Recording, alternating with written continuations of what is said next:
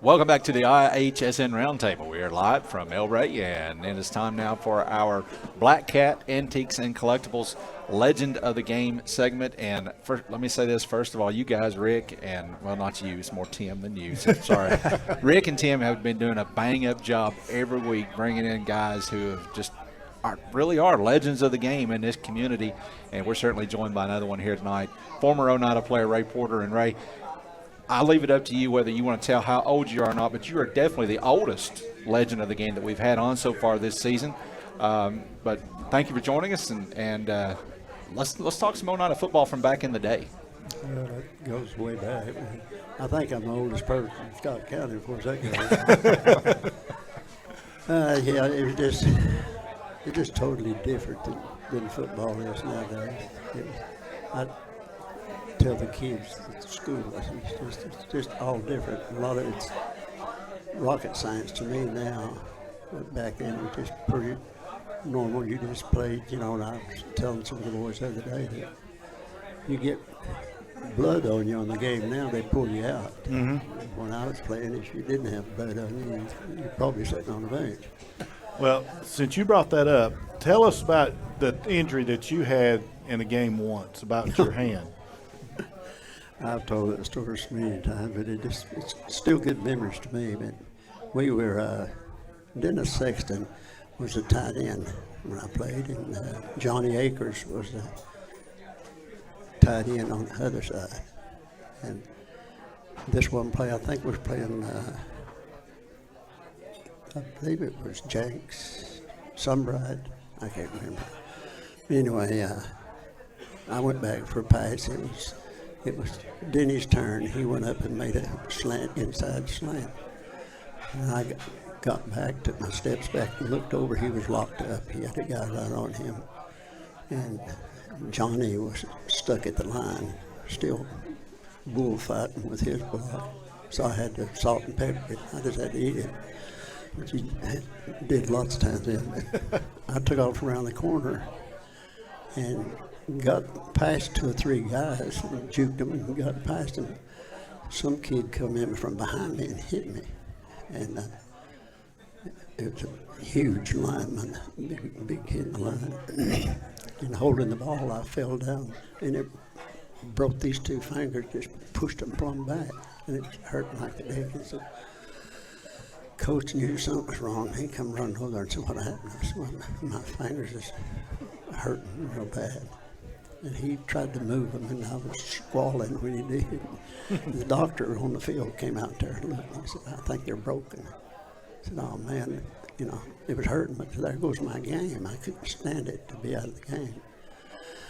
So they went up and got popsicle sticks from the eating place that they got. Put a popsicle stick on either side of this finger and taped it up. Put 2 more popsicles on this side, and then taped them separate, and then they taped them together. He said, "How's that feel?" And I said, "Pretty good." He said, "Well, get back in there." So I went back in and played the rest of the night. I had to throw the ball with my thumb and these last 2 fingers. Wow. All right, now tell us a little bit. We've brought in this helmet, and it's not the traditional helmet you would think of Oneida with. It's got the blue and the white on it. That's what it was. And kind of lead us through about this helmet like you wore. Yeah, my first year we did, and then after that we started getting those new fang-dangle plastic helmets. Tell us about the color and what it was all blue and white. You can see on the front of it is blue, mm-hmm. and the whole helmet was white. And that was Oneida's colors back then, Oh, correct? yeah. So tell us how we came back to get orange. Jack Beegler, my coach, was a tailback when Johnny Majors graduated. He was the new first team tailback, and he got connections with his buddies over there, and they gave us a truckload of the old used UT pants. They're solid orange with white numbers and stuff. He gave them, so we turned into Oneida orange and white. That's where that comes from. So we actually have a legit connection with University of Tennessee. Yes, we do. Yes, we do. Yeah. That's awesome. Sure do. All right. Tell us who all. I know you coach for. You was under Coach Beeler, but you also started with another coach, correct? Yeah, my first year, I can't remember his name now. He was here. He left the year after I got here. He left. Bill Gwynn. Bill Gwynn, yeah. He was a good coach. A little old, short, stocky guy. To hear him talk, you thought he hated everybody. You could just, if you come limping off the field, he'd get mad at you and call you a sissy and everything else. He wouldn't let you stay out too long. If you was number one player, if you had a broke arm, he'd say, well, just wrap it up and hold it up next to your chest and go on. Yeah. Of course, football in that time was a little bit different than it was now. I mean, Yeah, a lot different.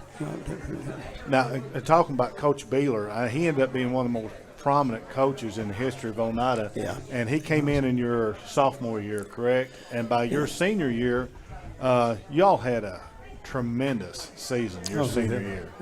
Yeah, we were 10-0. He was a heck of a coach.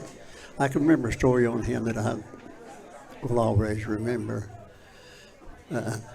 He got mad one time. We were having kickoff plays. Me and Jan Jeffers was a fullback on the team, and me and him played double safety. So we'd go back and take the punt. So number 2 team would kick the ball down to us, and we'd practice. So we kicked the ball back. I got it on about 5-yard line or something like that, close to it. And took off. Me and Jan, we would cross sometimes. Jan would come around and we'd fake it. I'd act like I was giving it to Jan, or he'd act like he was giving it to me. So I went around and faked it to Jan and kept it, and came around the right side. And I went all the way up to the next field goal post, and 2 guys hit me.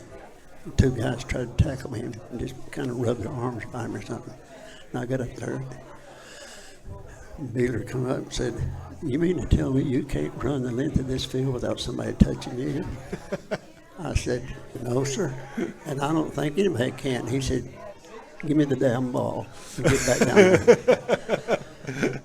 We kicked off to him. He was down there by himself and 11 guys in the line. We kicked off to him. Jan kicked it off. He kicked it and hit about the same close, back to 10-yard line. And 11 guys tried their best to touch that man. Nobody touched him. Wow. That tells you what kind of a tailback he was at UT. Oh, yeah. I mean, I was fast. My senior year, I ran a 40 and 4.32, 4.34. Really? And he outran me. I couldn't even get close to him. Now, going back looking at your senior year, I'm just looking at this and some of the teams that you all played. You all went undefeated, correct? Yeah.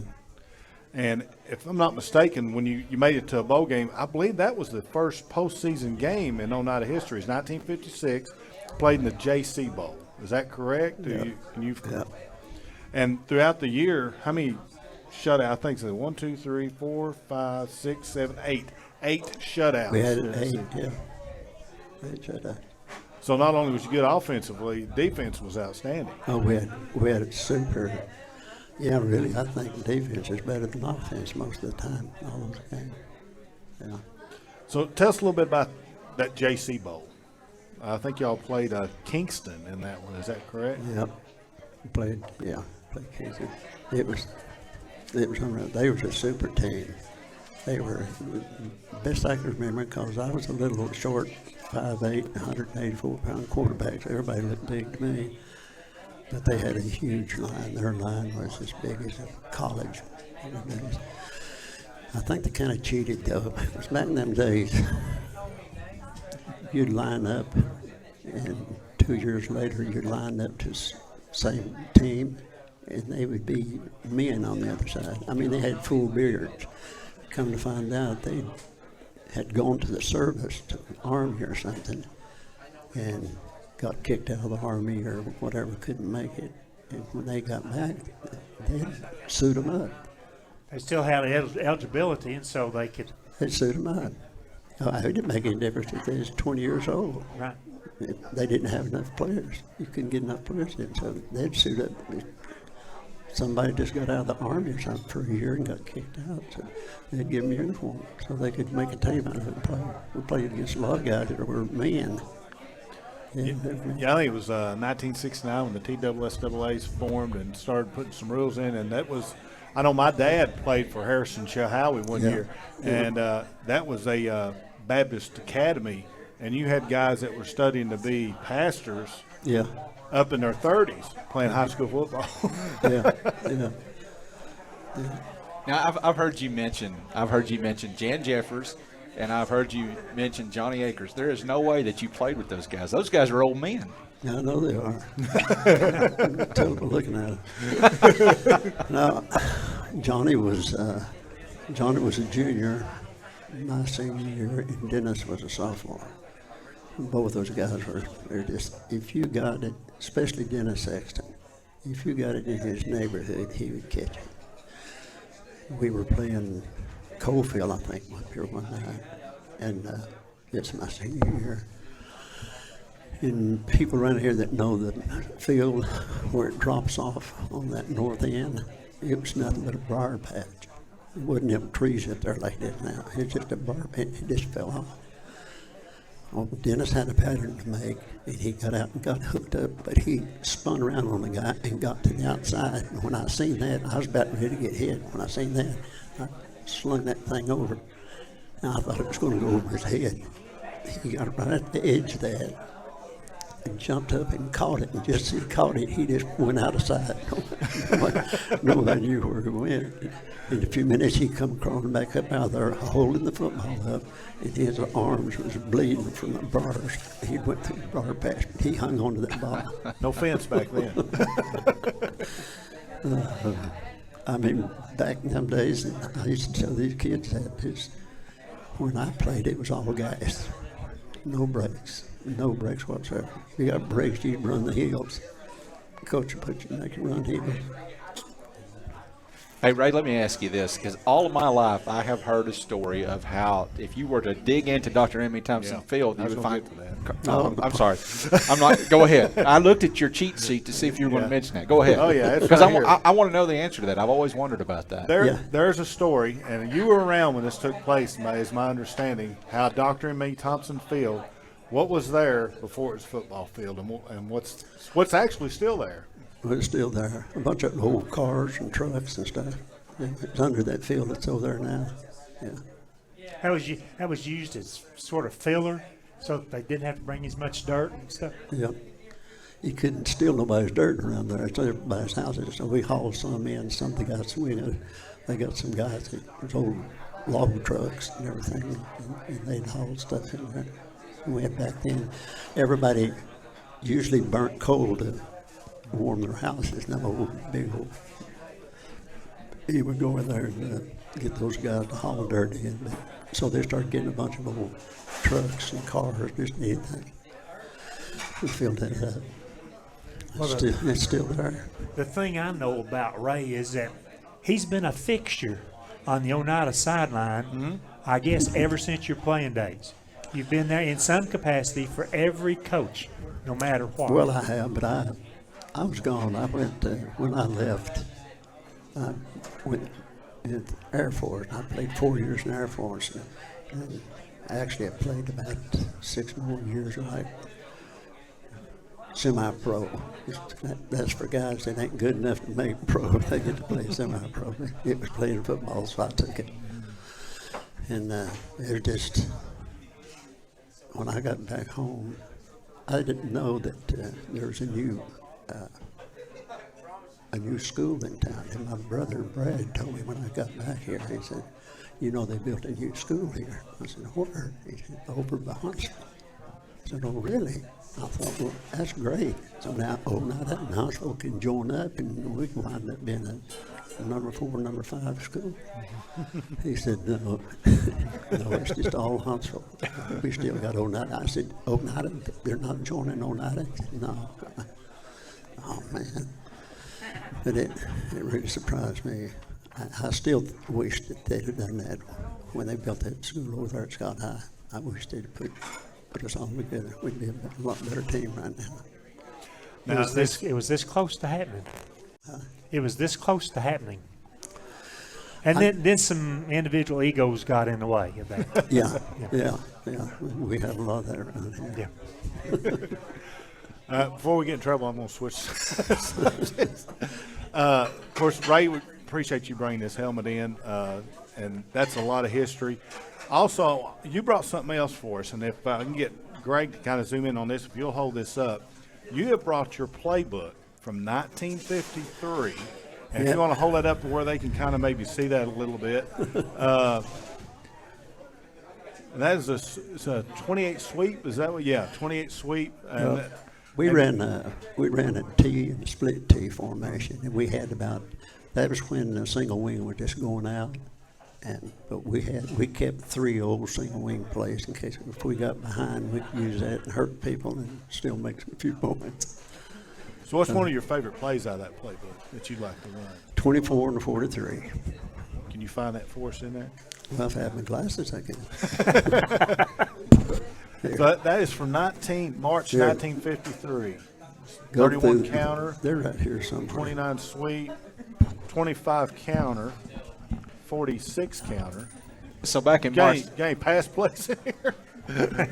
Yeah, they're just anywhere in between any of these plays. If you had to, you'd throw it. Otherwise, we ran it. There might be one interesting. I know that they've run this at Scott High. Coach Diggs, I believe. Yeah. 24? Yeah. 24. 24. Yeah. 24 and 48. You want to look at that? See, back then we named the plays, or we called the plays after whoever's running them. Like number 2 man was a halfback in the split T and the T formation. You had a quarterback, a fullback, a left half, and a right half, which is tailbacks now. And so you could set them in where you wanted to. So we didn't have any wide receivers. My wide receivers was either a left half or a right half. And we just flank them out some. Yeah. And most of the time they were just dummies. We just put them out there to make them think they were going to do something, and we'd throw it on the other side. And the last number in that, like a 24, whatever, the 4 was the gap that the play was going in. 2 designated the player that was going to carry the ball, and 4 right. was the gap right there, which probably would have been on the right side. Right side, yeah. Yeah, And we 2, 4, 6, 8. 2, 4, 6, We 8. 1, 3, 5, 7. we ran a lot of plays up the first gap on either side. You know what the gap on each side, and we had you'll see in there a lot of the plays where you just spun around and you faked the ball to the tackle and a halfback and gave it to the other halfback or kept it yourself. So it kept people mixed up. I still like split T. I'd like to see a team playing sweet T. T now. Well, they don't have to go far to find the playbook to do it, though, do they? Well, you go to Coach Diggs. He got one. Yeah. I used to talk to Coach Diggs a lot about that. And I was telling him about this old book. He said, I wonder if they're the same as mine. He showed me stuff, and a lot of them was similar to this. Because he run the team, split T all the time. And it's a good setup. If you got a line that you know will block, everybody's got a problem with that nowadays. so how much did you teach Coach Diggs about split T?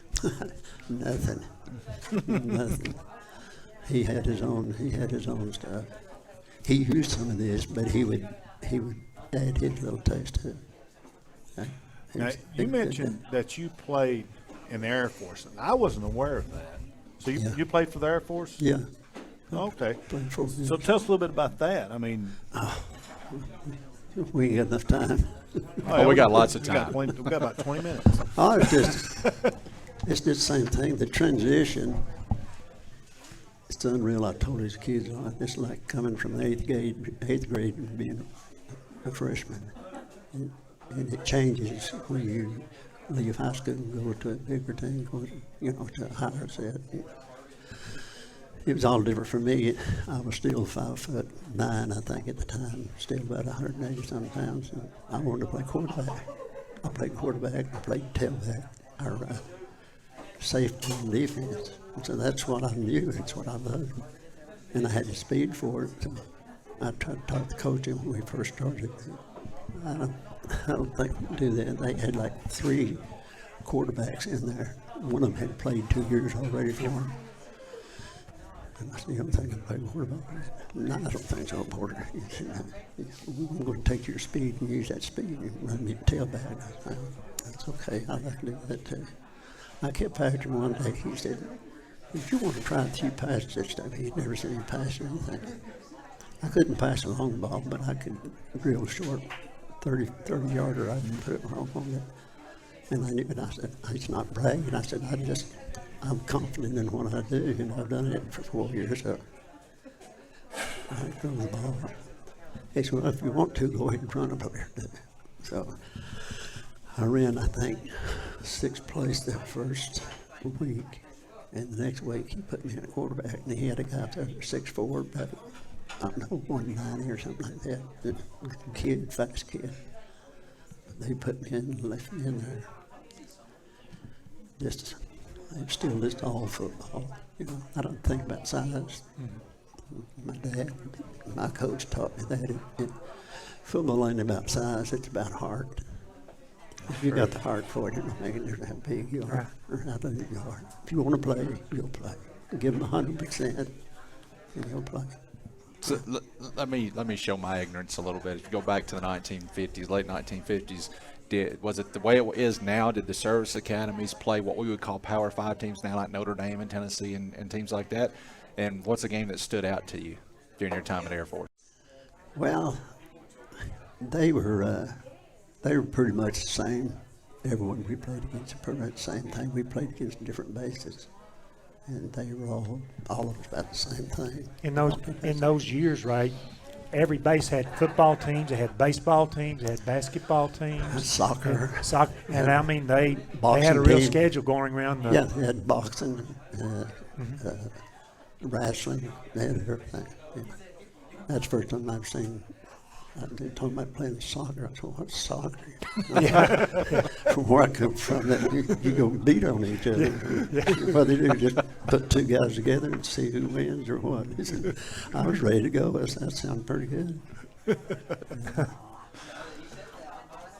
Yeah, it's a lot of different nowadays. Well, now, as Rick pointed out earlier, we could always see you on the sidelines quite a bit if you weren't participating. But I know you help directly with the team quite a bit as well now. Oh, yeah. Now, how long have you been helping with Oneida coaching staff? Since and who all have you helped out? I mean, what coaches, head coaches? Well, I've helped when I can remember. I'm trying to remember who some of them was. I was on there and helped. Even when Jimmy was quarterback at Oneida, I was up there and running around all the time, getting in everybody's way, helping. I couldn't get over football. I just didn't have enough. And I still say to kids that day, and a lot of people don't believe it, but I'm 85 years old, and every Friday night, I need somebody to just knock the far out of me, get me ready to play ball. I get butterflies every Friday night, still to this day. So It sticks with you if you love it. And that's the thing. Coach Beeler told us one day he was chewing us out after practice. We didn't have too good of a practice because nobody got hurt or nobody bled or anything. He didn't like that. He likes systematics. So he was chewing us out and everything. He said, boys, to play this game, you got to love it better than your mother. I said, I don't know if anybody any better than my mother. I don't know where you get that. But I understood what he said after a while. And I got mad one time. I threw the ball and I threw it, I think it was back to, I don't know, Johnny or Dennis one, and I threw it way over the head because I had a guy dragging my britches off of him just about when I released the ball. And it went way over his head and he missed it. And I was so angry at myself. God, it would have been a touchdown. He was that close. I dropped the ball and I was about to throw my helmet and stomp it. Coach called time out and said, Porter, come here. I come off on the sideline. I said, yes, sir. He said, forget the last damn play. I thought, oh, what does that mean? I'm 16 years old. Forget the last play? I'll never forget that. But I understood what he said. Before that game was over, he said, look, it's history. You missed it. You screwed it up. But it's over. Go back out there and do what you know to do. That was a great lesson in my life when he said that. Yeah. It helped me out all through my life. Forget it. It's over. Don't drag it around on your shoulder all night. Nothing you can do about it. You'll make more mistakes. Yeah. That's great advice. All right, so before we let you go, I want to have you ever sat down and done the math and tried to come up with an estimate on how many Oneida High School football games that you have attended through the years? I've missed since 1980. I've missed 2 games. Wow. Because I poured concrete for 7 years, and I got a poured a concrete job right here in town, and it was a little late getting my trucks there, and it caused me to be about an hour and a half late. I got there in time to see that we won and talk to everybody about that. I missed 2 games. 2 games. You're a smart guy, Rick Keaton. Can you do that math off the top of your head? You'd have to know how many playoff games there were during that time. Yeah. That's a Probably 450 to 470 games. Probably, yeah. There you go. That's a lot of football. You know, that's 40 is 1960. So that's 40. That's 60. No, it's probably more than that, guys. 60 something times 10 games a year. It's over 600 games right there, just regular season. And we played a game. My coach Jack Mueller and the head coach at Halls High School were buddies, played together at UT. And our season was over, and he said, "I've been reading some good stuff about you hillbillies up there in Oneida. Would you like to play a little scrimmage game over here?" And he asked us one day, "Do you guys want to play?" I said, "Yeah, we want to play." Well, to us, that was a great big old school out all the way over in Knoxville. The other played, so we went over and played it. And we beat him 13-0. I made 2 touchdowns, and Jan Checkers kicked 1 field goal, but he missed the other one. We beat him 13-0. And their coach came in. When the game was over, he came in there where we were dressing or getting dressed, and told us what he thought of us. He said, "What I've been reading about you guys is true." He said, "You guys love football, don't you?" "Yeah, oh, yes, sir." He gave us a good talk. He appreciated us and everything. So that was a good memory. Mm-hmm. Yeah. And I met a guy in the Air Force that was from Halls High School. And I rubbed it in his face. There you go. Back in 56, we kicked your guys' butt. All right, Ray Porter, Good times. the Oneida High School class of 1957. That's a whole lot of Oneida High School history on the football field right there. All right, Ray, thank you for joining us, our Black Cat legend of the game. We're going to take one more break, and then we're going to come back and wrap things up.